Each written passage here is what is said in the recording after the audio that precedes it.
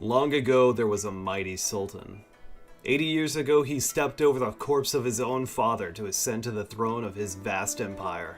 He ruled through fear, instilling his cruelty to friend and foe alike, making his rule unshakable. Wealth, slaves, status, whatever he desired, he acquired with little resistance. Day after day, the great Sultan had exhausted all of his earthly pleasures. All of them. To have everything at his fingertips, but no joy, was truly vexing to him.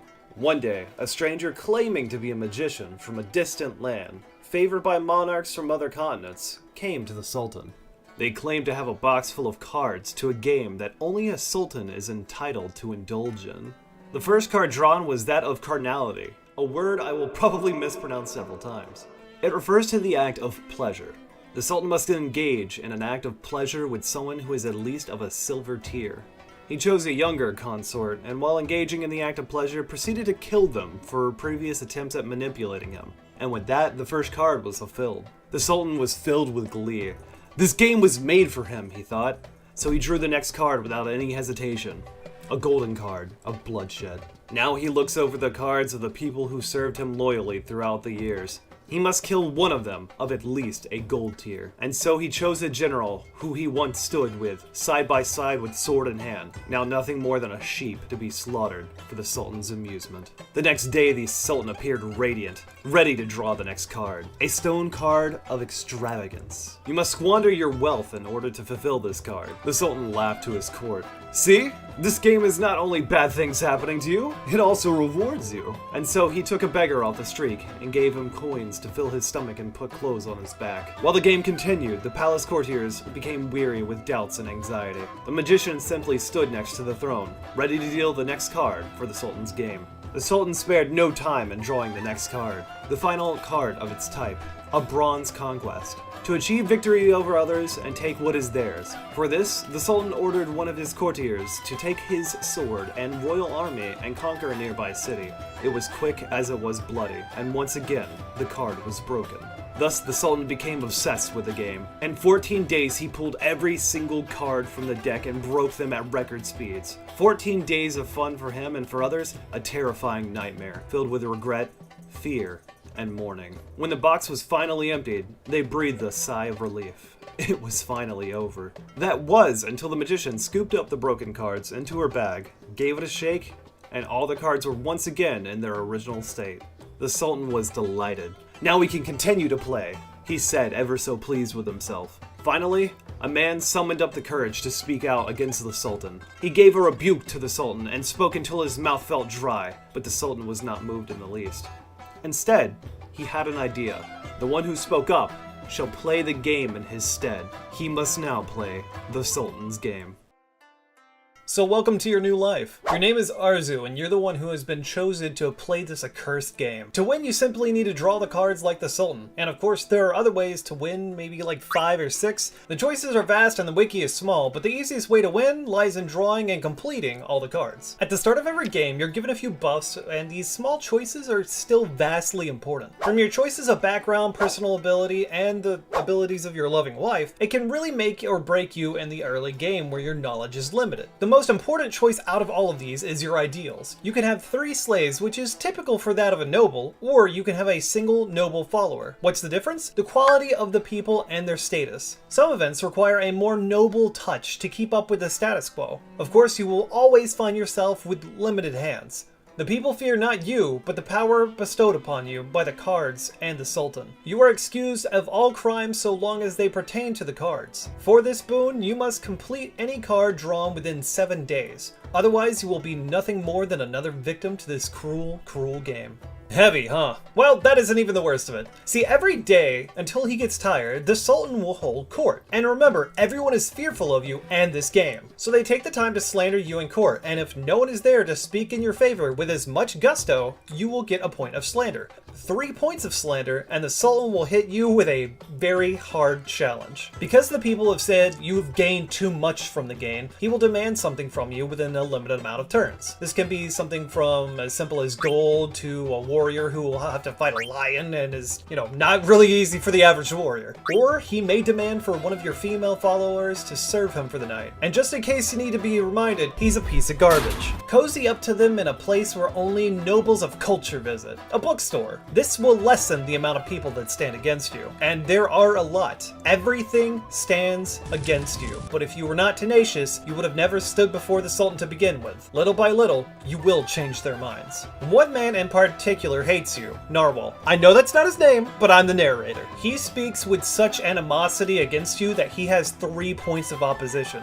A very difficult thing to challenge in the early game. The challenges are cruel, and if you cannot face them in time, you will instead face your own death. But fear not, my cursed friends, for the stars themselves look down upon you with pity. For every challenge overcome, fate will bestow upon you a currency to redeem boons. Whether you need allies, wealth, or to strengthen yourself, you will find it all here. The characters redeemed have special qualities, and most of them even have their own backstories. The depth of the Sultan's game reaches far and wide, and even after playing it so many times, you'll find yourself coming across new events or even whole characters with their own plotlines that you missed initially. Fate has even given you the chance to glimpse at the gods themselves. Yeah, there are fucking gods in this game. And you get to kill some of them! Or get possessed if that's your cup of tea. Anyway, I don't think I've really sold you on this game enough, so let me get into some of the events, alright? You go to a bookstore to buy a book, and a noble tends to be there to chat, and you can improve relations with whoever is normally going against you.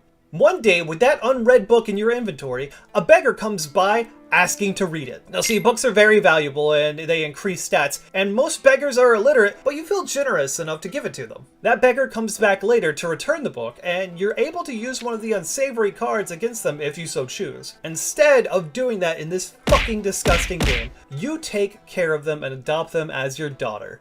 She loves reading and can read a ton of books. She loves books so much that she becomes one of the most overpowered characters in the game. But that's not all. She can also learn ancient languages as well. She can then take a job to translate them, and boy does she love it. But one day, her teacher, who is a noble, drags her behind him. She refuses to give him a translation in a book, and due to the garbage status quo, he is expected to reap the benefits of her findings despite all of her hard work. As she refused and kept the translation close to her, he decided to beat her and drag her along, hoping you could talk some sense into her. Now, they really need to add a bloodshed card here, because if this was my fucking homeland, you'd be dead for touching my dear, dear family. Instead, you tell them that he is wrong and suffers slander in court, but keep her findings. You spend your time researching the findings with your daughter, and, well, you found a god. Like, literally.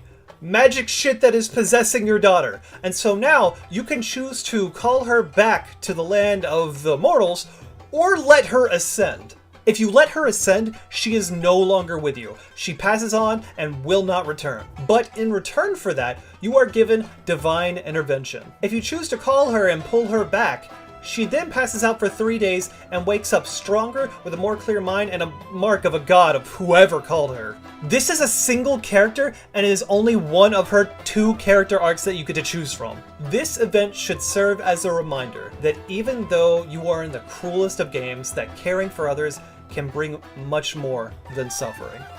While you explore the game, you also make a reputation for yourself. Renown is for your good deeds, infamy is from your abuse of the cards, influence for your trust in court, notoriety is your fame with the people on the other side of the law, and finally insight, which lets you peer at things no mortal should be able to. A great example of how this can play into the game is dog racing.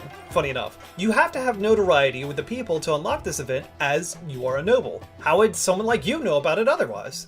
So you go and bet on some dogs, because no matter how much money you have, you will need more. So much goddamn more. So you bet on one of the dogs and win some money. The easiest dog to win is Luna, and they actually belong to a member of the Royal Guard, Ferris. He loves his dear sweet Luna and actually breeds dogs. It's the sweetest thing in the world. This actually brings you a lot closer with him, as you see value in his prize-winning dog. Later down the line, there's actually a grand event, an amazing race that you can place oodles of cash on. You ask the Sultan if spending a massive amount of money on this dog betting race can actually break an extravagance card. And to your surprise, he allows you to, but oddly seems in a good mood. Now, it's a lot of cash, so you want to bet on the best dog, of course, which is Luna, who at the beginning of the race drops dead. Ferris is heartbroken, and he says he knows that you're upset for losing all your money, but please just give him a bit. The next day, Ferris pleads with your help for finding the killer. From what he can tell, it's pretty obvious that his dear Luna was poisoned, but he doesn't have the skill and the resources to manage to investigate it further alone. So you now have to pass several checks to gather all the information you can. Who would benefit the most from Luna's death? Are there any clues for the poison? So many questions that you all have to pass checks for, and when you get all of the evidence back, it leads to the Sultan. Ferris is left with a feeling of hopelessness. The Sultan is feared by all, and he cannot work up the courage to rebel. The Sultan has everything, but will strip even those most loyal to him of the tiny little bits of happiness they have left. While his spirit is broken, Ferris becomes your follower and your friend. Now there is another person worth mentioning, someone who has been there with you from the very start and always will be. Your dear wife, Maggie. If you kill her, you're dead to me. Maggie is the sweetest, most kind and caring person in this game and is a saint, but she is also a human being. Maggie has supported you from the very beginning, even through this game. She knows the burden you must bear and will give her all to you as long as you make sure the game does not corrupt you. Throughout the game, certain decisions will give you wife's resentment. This is a stacking card, which represents your wife being at the end of her rope and deciding to strangle you with said rope. This is mainly generated by visiting a brothel too much to break extravagance and carnality cards, which most new players will find themselves doing out of ease of access. Carnality cards can't be broken by the same person after all. There are also events where she just feels scared. She, as well as you, are a target, and if you're a bad partner and don't comfort at all, she will grow very upset, and rightfully so. But if you treat her well, she will become a powerful partner on the battlefield, at home, or wherever you need her. Seeing you go through money troubles, she even manages to scrape together some of the money to try and help. She'd be mad at you if you didn't take it, but it's clear this meant a lot to her. You have a really good wife. If for some reason you do incur her resentment, you do have time to combat it. You can sit down and speak to her and work out your issues. Relationships are a tricky thing normally, and the game will constantly test the ropes holding your hearts together. Sometimes making up will be as simple as listening to her and be there for her. I mean, surely you went on a few dates with her when those events came up, right? Whether it was a nice spa day, a tea party for her with the other nobles, or just making sweet love to one another. Surely you didn't ignore those events, right? Well, if you did, there are other ways. You can give her gifts, maybe a second in the series of her favorite book, a hard find, or a twin dragon. What is that? That's a dildo. Wait, for real? Editor, make sure to blur that. In fact, you know what? Blur it again. Oh no, she wants to use it with you? Oh, well, anyway, your wife can peg you. Absolutely wild. And last but not least, a local man who heard you were having trouble with your wife drops in. He is well known for favoring prostitutes greatly and a wooer of women with words. She wants him. I mean, can you really say much? More than likely, you may have been forced with the cards, or maybe you didn't even need the cards to abuse your position to cheat, but she wants him. But for those who don't wish to go through such things, don't worry, you won't. Turns out, while you thought you were going to have to hear your wife getting nailed, they just had girl time and talked for ages. After that, no follow-up of it, nothing bad at all. He's just a nice guy and one hell of a wingman, and that helped soothe some of your wife's worries. And even with all these ways to soothe your wife, if you still don't tend to her resentment, she takes her time. She thinks about whether she should really kill you or not, because she's a wonderful woman. Seriously, Maggie's a great wife. Treat her well if you end up playing the game. So there are also events that you get to kill a god, but I didn't really do those. Okay, look, it's not my fault. I fucking love killing gods. If there's a god to kill, I'm your man. But to kill a god is apparently locked behind a super difficult quest. I will now tell you exactly what you have to do with this quest. It's fucking insane. You have to take a golden free fuck me card to the Sultan and say, I want to fuck your main girl. And he's like, sure, I guess. And you do. After that, she starts whispering sweet murder secrets into the Sultan's ear. If you don't pay the mob mommy with a fucking mountain of gold, a treasure, and a pet crocodile, she ends up sending the Sultan to kill you. But if you do pay her, after that, she comes to you and sees you, and you can smash again, or chat her up. If you do choose a sweet semen demon route, you will literally see glimpses of God, that pussy was so good. I'm not even kidding. If you talk with her, she says that someone is blackmailing her and are going to kill her if they don't get the Sultan's semen. I know. So you now have to convince a eunuch who cleans up the place after he's done doing the deed to slide some of the semen down to you on the down low, which requires crazy attribute checks and requirements. But then you have to make Big Daddy Sultan Boy horny as fuck by fucking in front of him with a carnality card. Now here's the issue. We just used a gold carnality card to fuck his main girl. And usually, you save the gold for last because they're the hardest to break. So typically, I don't have another card! So she ends up dying because you can't make that sweet caramel cookie rock off with his socks off. Now, what does this have to do with wanting to kill a god? Well, I don't fucking know! Because that's the last part of the quest! I only know it exists because of the wiki, and it doesn't have all the information! It has a TLDR! I know! I'd like to know the fucking long version too, please! Anyway, it's apparently also how you get to kill the magician. So that's neat. There's also one more event that I think deserves a lot of praise. So if you have a lot of money at the start of the game, good for you. The world is hard, and money helps sometimes, but it isn't everything. Secondly, the event will pop up asking you for an investment in coin and an assistant. It will take one of your people away for a long time, and the investment is nothing small for the early game funds either. It's asking for a lot, but if you give it to them, they come back with an amazing invention. A telescope that allows you to peer into the stars. With a bit further of an investment, you could turn that into an observatory, which gives you the ability to observe the stars. The star cards can be game-changing as they allow you to rewind time, increase insight, get golden dice to force pass attributes, and much more. But that isn't the end of the inventor's story. She wants another round of casts and then the assistant again. After some time passes, she comes back with Water of Life. 3 of them, in fact. These can save people from the worst wounds and are capable of curing any disease except for erectile dysfunction, probably. Mahir, the inventor, eventually says that she wants to follow you.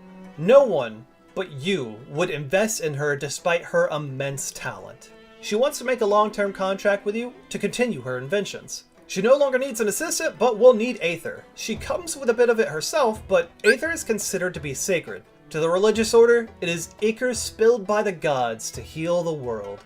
To inventors, it's a pure and potent living magic. To get more, you will have to beat up a bunch of priests and steal the blood yourself. But you can make a bomb with the priest juice, so like how I'm not about to become a magical terrorist, let's see you parry my suicide best, you fucking overhyped blackjack dealer.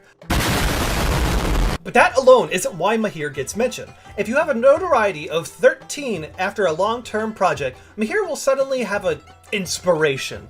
She wants to chop off your dick and make a new, bigger dick. Why? Shut up. So now you have the option to take off your own penis for a golden dick with 3 different vibrating speeds. Why the hell would you not? Editor, double blur. Also, if you don't want it later, you could do a natural rebirth, growing an even bigger natural cock as the artificial one gets to be a cool sword. I am not fucking kidding with you.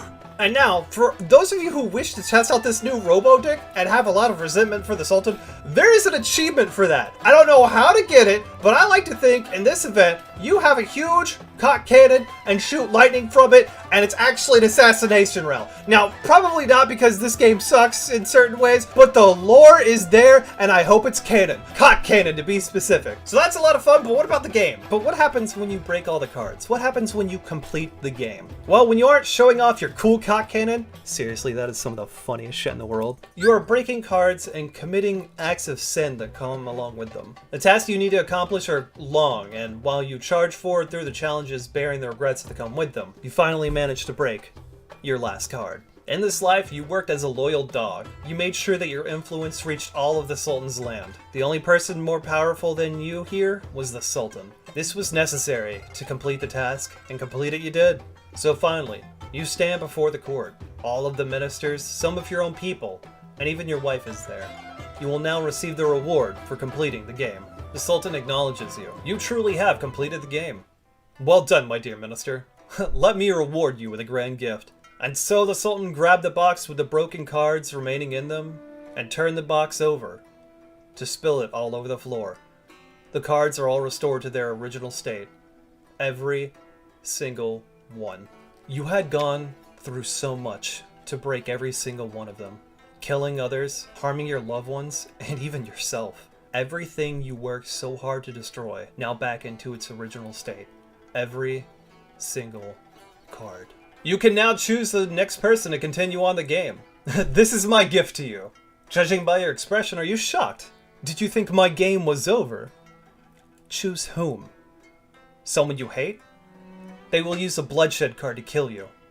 Someone you love? They will suffer the same as you did. Someone you don't care about? Haven't you sacrificed enough? Haven't the people sacrificed enough?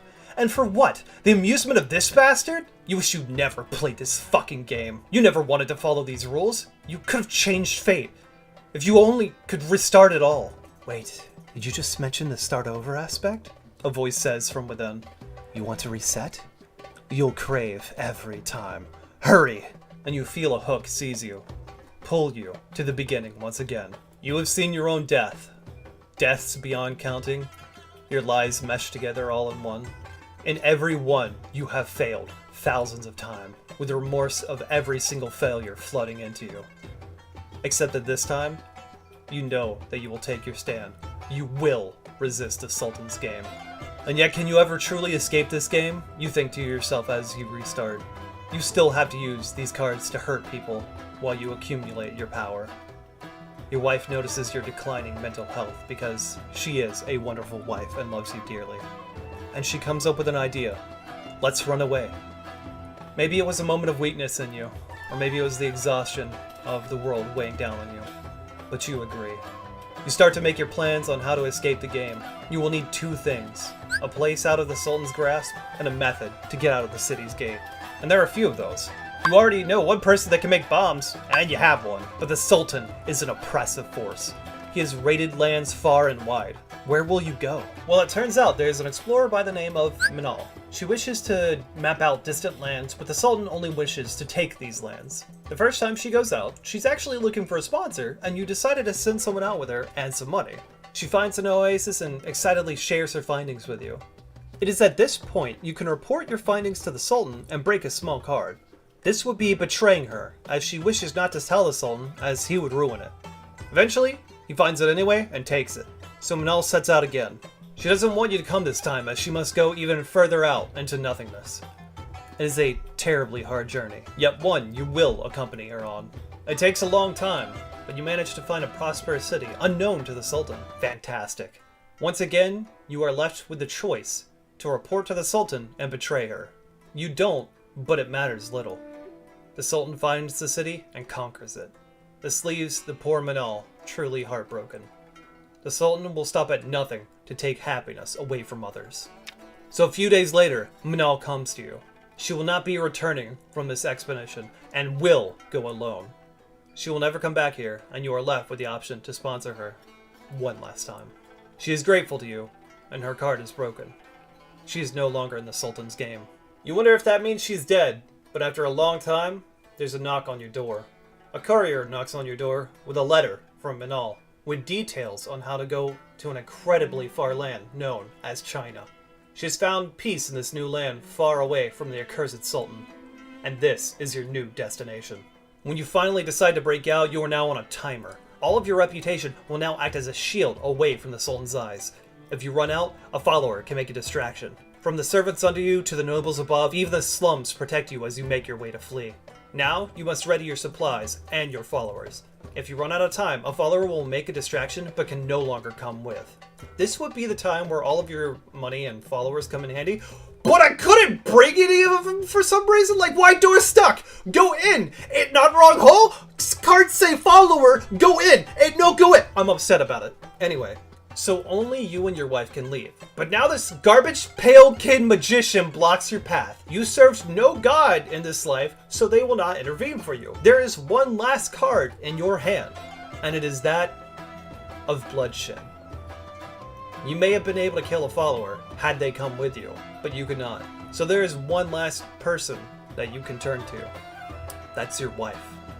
No, Maggie stood with you through everything in this life and the previous. She was your pillow that you could lay your head down on after a weary day. She comforted you through your troubles, even when you made questionable decisions, and stood by you till the end. She is a wonderful partner, and you couldn't bear to kill her for your own survival. There is one more person you can kill. Yourself. So you grab the blade and plunge it into your own eye, wrecking your own world of vision. The bloodshed card shatters with that sacrifice. Apparently, it was enough to appease the magician and end your involvement in the game. You managed to escape to China, although it was no easy task. You crossed deserts and mountains, but finally you managed to reach this land. You feel safe in these foreign lands, but can't help but feel anxiety come over you as you stare into the distance, dreading that the Sultan may one day come with the rising sun. However, the ending of the story comes with complications. See, in this life you still weren't a great husband. You'd been so focused on the cards, you hadn't treated your wife well. She went through much, and unfortunately, her passion for you faded. So in the end, Maggie took on many a lover that she shared with you as you shared Maggie with them. In the end, you are remembered as her charming but infuriating husband. You meet Minal again. You actually met accidentally on a mountain peak and exchanged your greetings and stories over a long night. But when the sun rose, the morning light dazzled your eyes and you found that Minal had stealthily resumed her explorations. You could never keep that girl tied down anywhere. At least she's happy. And that's it. We don't get to see anyone else's story. You brought no one else with you. You escaped the game, but how fucking unsatisfying! And you could only go as a pirate for Halloween? No wonder the fucking passion died, man. You didn't have a Robocock in this playthrough? And horrible depth perception. You probably couldn't find the fucking hole. But the people you care about and the relationships you made in the Sultan's land, they still suffer. So once again, you rewind and begin playing the dreaded Sultan's game. To stand against the Sultan, you must have courage. More than that, you must have an army. You must have a plan. You cannot forge this ideal overnight. It is something that has been brewing within you for a while. You will also need the cards. You can upgrade your resolve when you collect enough of them and overturn those feelings within you and lead your people to overturn the ruler as well. Whether it be plotting, recruiting allies, or just looking up into the stars and realizing that there's more shit out there to worry about. There are literal gods who probably want to devour you. Some fuckboy with a magic ring isn't exactly that scary, you know? So you managed to find your resolve, and now it's time to find allies. You make a note to not be a slave to the court. You found allies, even a gang who you raised to be strong. You broke them out of slavery, helped their allies who fell victim to the Sultan's cruelty. Though they were not the most upright people, I mean, they literally eat livers, come on, man. They were your allies. You also made a guest house to feed the people, any people. You helped feed the starving, and even built a nursery to help them further. Narwhal actually turns out to not be so bad. He took a risk leaving a note for you in a book, and he wanted to talk in private, away from others' eyes. He wishes to rebel, but he's in no position. He says you are in the best place to do so. You even have the freedom of the cards. Few are going to question you as long as that fear is in them. He can offer you no help. In fact, he will be an obstacle for you. If he suddenly pulled back all of his protests, it would be suspicious. Though he does invite you to a secret meeting. You attend the meeting and impress the conspirators with your words. You even manage to find a spy and rush to tell Narwhal, who is deeply hurt. Truly, he is in no position to rebel. He can only dream of having the ability to help the poor who will go starving. He continues to try and help the poor, even raising you a question of, what do the poor need the most? And the answer you came with was a leader. And so you make a superhero named the King of Flames. Essentially, it's a Robin Hood scenario, which will later lead a group of fanatics to follow you and the King of Flames into battle. Funny enough, Narwhal was not only hated by you, though you understand him now. Abdul, a man who is making decisions on behalf of the Sultan, often plays pranks on him, paying a male prostitute to harass him and slander his name. You can tell the poor lad of this, so he's better armed, and he sighs and bears with the trials anyway. It must have been so hard on him as well. He stands with his fellow peers in court, hated, yet he manages to continue to try and pave a way forward without any trustworthy allies. A man that truly deserves praise. And lastly, a nursery. You felt bad for the starving children in the streets, so you built a nursery. There, Narwhal teaches them the virtue of kindness. It may not be much, but it helps the children of the slums to care for one another, instead of ending up gnawing at the scraps and legs of one another, while the nobles and the Sultan dine from a much bigger table. This is the path of rebellion, another ending, but yours is a path of vengeance. How many lives, has the Sultan ruined? How many of your own lives has this man ruined? You are set on settling this with your own hands. And so you gather your allies, you gather your army, you gather your supplies, you gather yourself, and you make ready for war. Some of your allies flock to you. The local gangs that you have made friends with are ready to join you. They look forward to the fresh livers to eat. Ferris, on the other hand, stands against you. He cannot overcome his fear of the Sultan and would instead stand by him. He gives you a dog whistle in case he were to fall in combat against you. He hopes you will take care of his pack as a last request from a friend. A fool to the end. A loyal fool of fear, but still a fool. There is a way to move him to your side, but time works against you. And the more people you try and save, the more difficult the game becomes. Unfortunately, this is war, and some people will be lost. If you manage to keep him alive to this point, Narwhal comes to you. Oh, and by keeping him alive, I mean the pranks that the people put on him, they literally try and kidnap and kill him at some point. You'll have to defend against that. But, classic prank shit. YouTube pranks, let's go! He gives you a few cast iron arrows that have letters etched into the shaft. He tells you, for every good person I know who was killed by the Sultan, I etched their name on it. The arrowhead is poison, carrying a curse with all the wrong souls. Powerful enough to pierce the Sultan's protective magic, even going far as to taint himself with the dark magic. You have respect for Narwhal, but he can't seem to feel inferiority to you. Unable to stand on the battlefield, this is all he can do. It's actually a really good item too, and it doesn't take up an inventory slot. And then the day finally comes. You rally your forces on top of the hill, ready for war. They wear no uniform, some are disheveled, and wield nothing more than farm tools. Yet they stand in silence, ready to face the challenges yet to come. You stand before them, ready for what is to come next. You are ready to kill the Sultan. You have given them their supplies, and they are ready to fight. And you appoint a flag bearer and a messenger that will help with the logistics of your fight. It is time to both begin and end this hellish fight. You declare to your troops that the throne no longer belongs to the Sultan. With his death, the lives of the people will improve. All of them. Noble, peasant, slave, criminal. Everyone here bears the duty to bear your sword and strike down the Sultan. Lastly, you swear on your name that you will be the one to face the Sultan yourself. Only then does everyone's fear become cheers of joy. You begin to march on the Sultan's walls. You must first win a fight at the outer walls. This will be the easiest of your battles, but is no less dangerous. You must make sure as many survive as you can. With your past experiences at hand, you grab your sword and ready for battle. One at a time, the armies fall as you dash through their outer defenses with few losses. You manage to get past the first defenses of the Sultan, but there is still more yet to come. The Sultan's forces abandoned their resistance on the outside walls, and now the city stands in your way. There's much to occupy here. You need to block the harbor to stop any sort of escape. The lower city must be taken over to control the capital's grain, and the upper city must be taken over to take the fight directly to the palace. But the resentment you have in you burns ever brightly. But not as brightly as the slums, which are set on fire by the royal guard to help close your forces in. It doesn't work, but the people suffer greatly. The rest of the soldiers fall, with great resistance, but you have prepared well. Your army tramples on the bodies of those who would still defend the Sultan. Tomorrow, the Sultans will clean up everything to welcome the final victor. It is finally time to take the palace. You sing slurs and curses before the gilded gates, but the Sultan is not foolish enough to stride out to your armies. So instead, you will need to move past even more armies to pry him from his safe haven. Your armies continue to march until you reach the final corridor, where you will face the Sultan directly. Intimidating as ever, the Sultan stands on his throne with his honor guard nearby. When he sees you push open the doors, he is undeniably happy. You draw your weapon, loudly challenging the Sultan as you step into the hall. The Sultan brandishes his golden weapons. His presence alone is overwhelming, and you can hear the clattering of weapons being thrown to their feet as your companions run from him. Even you need a second to gather your strength before confronting him. This beast, who has tormented you for so long, is finally unleashed by you. His personal guard stands ready.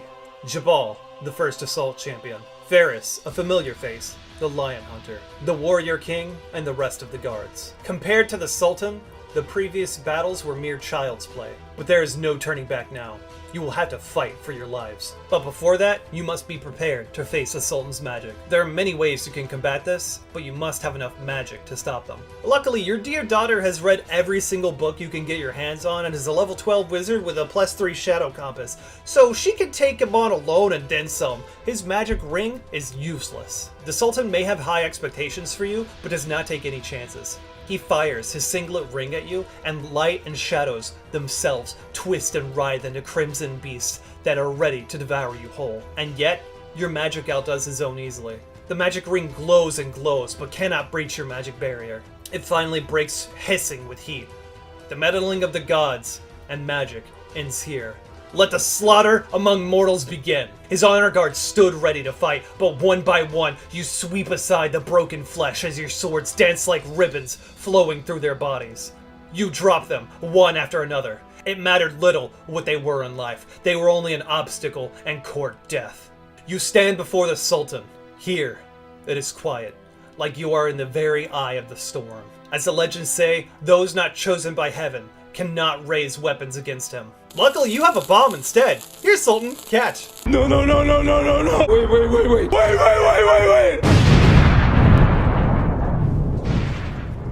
And like that, the Sultan dies. You realize as you fall to the ground exhausted from battle, not a single soul is left to witness the fight. So you grab the body of the defeated Sultan and begin dragging him outside. But now you can see the magician. She is no longer protected by the magic of the game and can be killed. But the exhaustion from battle takes you, and after a moment, she is gone. Everyone left alive comes to witness your triumph. Even a shaky narwhal cannot believe what you have accomplished. You stand before your new court and decide the fate of the people there. You can punish those you dislike and reward those who you don't. Naturally, you reward Narwhal, who wishes no privileges or rewards. So instead, you declare a preemptive pardon for anything he says, no matter how many curses or how vile his words. Maggie. It's impossible to repay her with material things alone, so you honor her family and proclaim a 3-year tax reprieve for the capital's folks in her name. For your dear daughter, you grant the royal library. All of it.